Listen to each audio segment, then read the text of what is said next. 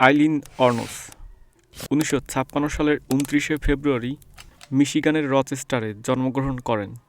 তখন কে জানত এই নবজাতক শিশুটা একদিন কুখ্যাত সাইকো কিলার হয়ে উঠবে।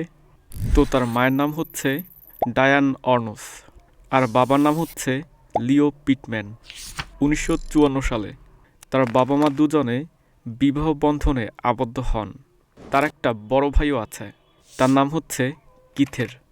আইলিনের জন্মের ২ মাস আগে তার বাবা মায়ের বিচ্ছেদ হয়। এর জন্যই আইলিন তার বাবার মুখ কোনোদিন দেখতে পায়নি। তার বাবাও ভালো মানুষ ছিল না। ১৯৬৭ সালে তার বাবা ৭ বছর বয়সী একটা মেয়েকে ধর্ষণ করে, যার জন্য তার যাবজ্জীবন কারাদণ্ড হয়। তার বাবা সিজোফ্রেনিয়ায় আক্রান্ত ছিল। এটা একটা মানসিক ব্যাধি। মানসিক ট্রমা থেকে বেরিয়ে আসতে না পেরে ১৯৬৯ সালে তার বাবা কারাগারেই গলায় ফাঁস দিয়ে আত্মহত্যা করে। বিবাহ বিচ্ছেদের পরে ১৯৬০ সালে আইলিনের মা তাদেরকে ছেড়ে অন্য কোথাও চলে যান।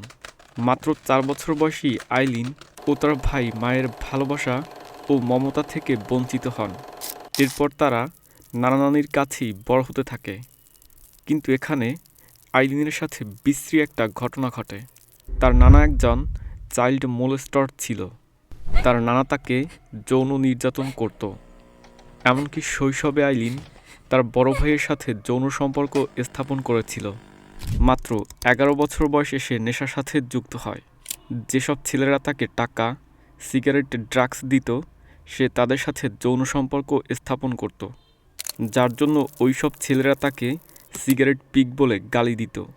অবৈধ সম্পর্ক থাকায় মাত্র ১৪ বছর বয়সে সে গর্ভবতী হন এবং ১৫ বছর বয়সে সে একটা পুত্র সন্তানের জন্ম দেয়।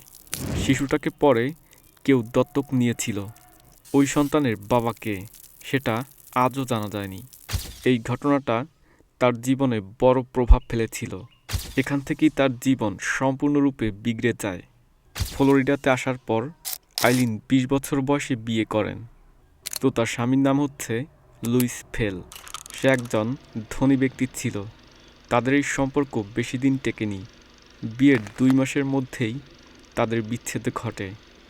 বিবাহ বিচ্ছেদের পরে ১৯৭৬ সালে তার ভাই কিথ ক্যান্সারের কারণে মারা যায়।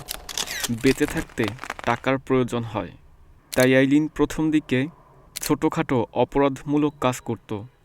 তার মধ্যে জালিয়াতি, ছিনতাই, মাতাল হয়ে গাড়ি চালানো অন্যতম ছিল। উচ্ছৃঙ্খল আচরণের জন্য পুলিশ তাকে বহুবার গ্রেফতার করেছে।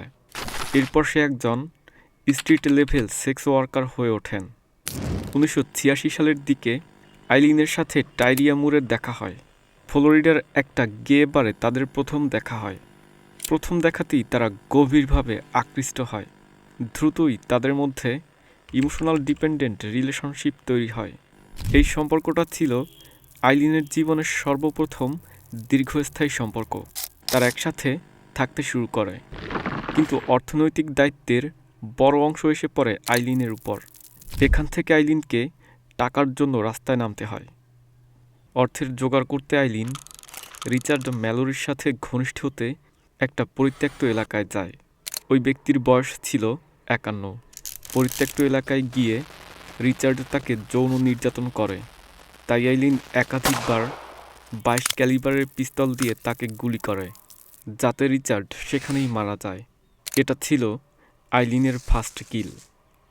আইলিন এরপর তার টাকা পয়সা যা কিছু ছিল সব কিছু নিয়ে নেয়।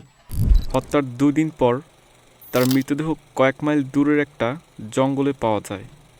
প্রথম খুনের ৬ মাস পরে সে ডেভিড স্পিয়ার নামের একজন শ্রমিককে হত্যা করেন। নগ্ন অবস্থায় পুলিশ তার লাশ খুঁজে পায়। তাকেও ২২ ক্যালিবারের পিস্তল দিয়ে গুলি করা হয়। ঠিক একইভাবে আইলিন মোট ৭ জন ব্যক্তিকে খুন করেন, আর তাদের টাকা পয়সা, গাড়ি আইলিন তাদের বাড়িতে নিয়ে যেত। সব কিছুই টাইরিয়ার হাতে তুলে দিত। প্রথম দিকে পুলিশ এই খুনগুলোকে আলাদা আলাদা খুন ভেবেছিল, কিন্তু সবাই একই পিস্তলের গুলিতে মারা যাওয়ার কারণে পুলিশ বুঝতে পারে এই খুনগুলো একজন ব্যক্তিই করছে। আইলিন ভিকটিমদের গাড়ি ব্যবহার করার জন্য পুলিশের কাছে ধরা পড়ে। ৯ জানুয়ারি ১৯৯১ সাল লাস্ট রিসোর্ট বাইকের বার থেকে আইলিনকে গ্রেফতার করা হয়। গ্রেফতারের 3 দিন পরে আইলিন পুলিশের কাছে সবকিছু স্বীকার করে। কোর্টে আইলিন বলেছিল, সে যখন পতিতা হিসেবে কাজ করত তখন এই 7 জন পুরুষ তাকে ধর্ষণের চেষ্টা করেছে। আত্মরক্ষা করতে সে তাদেরকে খুন করেছে। আইলিন যেহেতু খুন করে ভিকটিমদের অর্থ সম্পদ লুট করত, এর জন্য কোর্টে তার কথা গ্রহণযোগ্য হয়নি। তাই 1992 সালে তাকে মৃত্যুদণ্ড দেওয়া হয়। মৃত্যুদণ্ডের আপিল 10 বছরের বেশি সময় ধরে চলতে থাকে। পরে আইলিন নিজেই তার আপিল প্রত্যাহার করেন।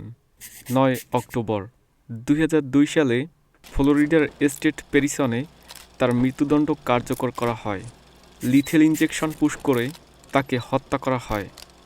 মৃত্যুর পূর্বে সে কাঁদেনি বা বাঁচার জন্য কোনো আর্তনাদ করেনি।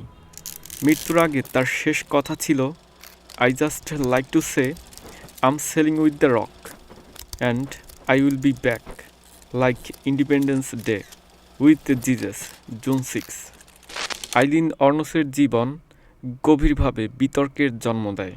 সে কি কেবল একজন ঠান্ডা মাথার খুনি ছিল, নাকি দীর্ঘদিনের নির্যাতন ও অবহেলার ফল? এর জন্য সে আজও ট্রু ক্রাইম ইতিহাসের সবচেয়ে আলোচিত চরিত্রগুলোর মধ্যে একটি।